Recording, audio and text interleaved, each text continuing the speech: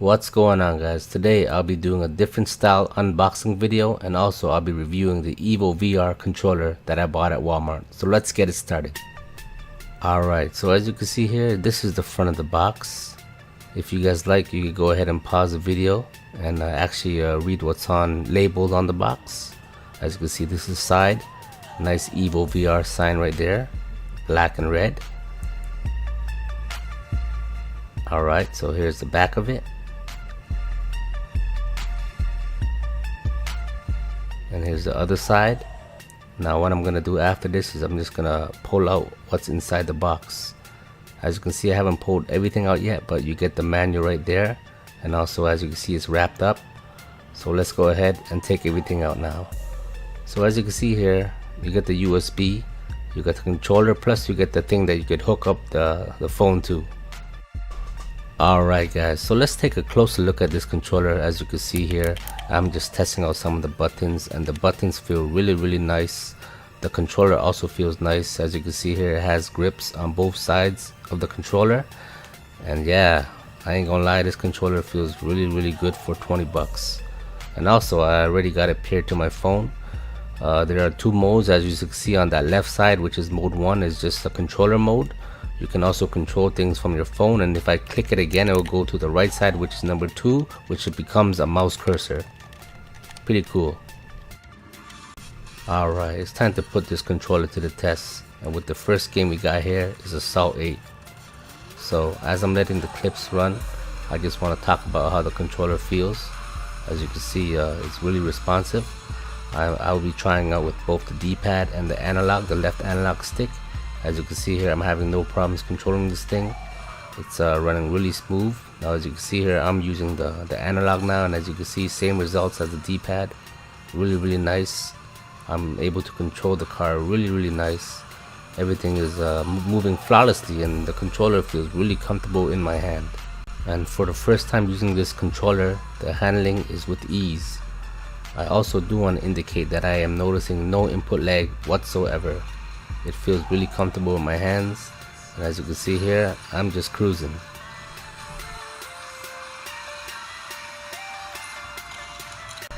Now, when using it for first-person shooter games, it was a little bit different. As you can see right here, I am testing it out on Modern Combat 5, and overall guys, I just want to say the control wasn't as accurate as I thought it would be, but in the end, you know, it was reasonable. I was able to still use it, but it didn't felt comfortable like using an Xbox One controller or even a PS3 or PS4 controller. But in the end, I was able to control it, but it kind of felt a little bit moving around with the right analog. Didn't feel the same. It was a little bit kind of too sensitive. Even when I changed the sensitivity, I didn't really get the feeling that I would get when using what I mentioned, an Xbox One or a PS3 or PS4 controller. So overall guys, it's reasonable, but you know, maybe someone else used the controller probably like it more, but to me, I felt that the right analog was a little bit lacking on precise controls, but overall it was still manageable. Now while I'm letting the clips run, I want to talk about the good and the bad about this controller. So let's start off with the good. So for the good things I gotta say about this controller, and what I really love about it, is the fact that it was easy to pair on Android devices. For example, I was able to pair it on my Ouya. I was able to also pair it on two Android TV boxes that I have very easily, and at the same time, once I paired it, the controls were, you know, responsive. I didn't notice any input lag. And I also do want to mention that the controller is really light and comfortable in your hands, and also has really long good battery life. Now for $20, I am really impressed with this controller, but now it's time to talk about the bad things. Okay, now it's time to talk about the bad things about this controller. Now first off, I just want to say that it doesn't really affect me, but I am gonna say that these are bad things that I want to say about it, because it will affect the iOS user, and I'm gonna get into that right now. So basically, on the box it says the controller can work with iOS Arcade. I may be wrong, it probably does work, I'm probably doing it wrong, But I did get this controller to pair with the iPhone 6s and also an iPhone X, which when I paired it, all I can do basically is just change the volume and the ringer, and it was nowhere near the same as which when you paired it with an Android, you can actually move around and choose the game you want to play, or change the apps, or even change it into a mouse cursor. So yeah, I thought that was really weird because once I got it paired on the iPhone, the only thing I can do was basically just change the volume and the ringer. So yeah, I didn't. That was kind of weird. I don't know if it's the iPhone's fault, or maybe it needs an update or something.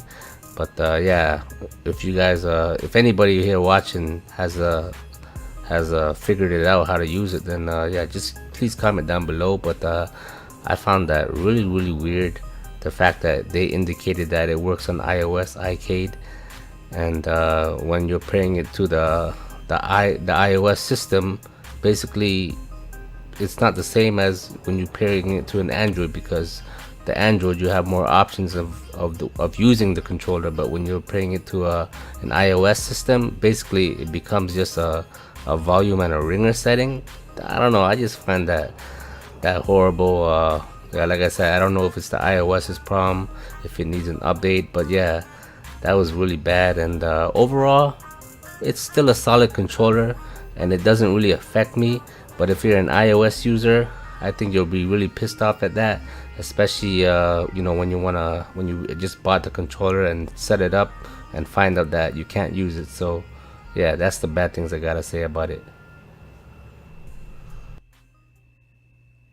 Alright guys, so overall, I think this is a great controller, but it will only benefit an Android device user.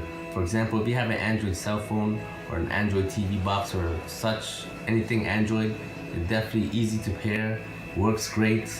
I did have a little bit trouble playing first person shooter. It wasn't as good as an Xbox One or a PS3 or PS4 controller wise with the right analog stick, but overall it was manageable.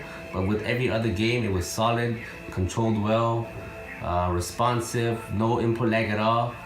But overall guys, I would have to say if you're not an Android user and you have an iOS, which indicates that it works on the box, unfortunately it doesn't work, so stay away from it if you're an iOS user. But for the Android user, definitely recommend checking this controller out at only 20 bucks Canadian.